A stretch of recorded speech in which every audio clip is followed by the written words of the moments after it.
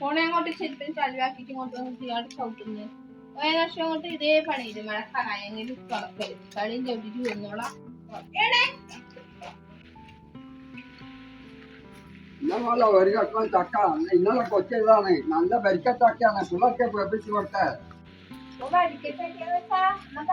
എന്നോട് പറയുന്നത് എന്നാ പിന്നെ ഞാൻ ഇങ്ങനെ പോയിക്കോളാം മോളെ. ആ എന്നായിക്കോട്ടെ. എനിക്ക് പണിയെല്ലാം ഉണ്ട്. എത്ര ഒന്നാഴ്ച തിന്നാട്ടോ. അതിലൊക്കെ ഒരു പഴുത്ത മാങ്ങാട് ദോശയാക്കിയിട്ടുണ്ട്. നീ എടുത്തോ.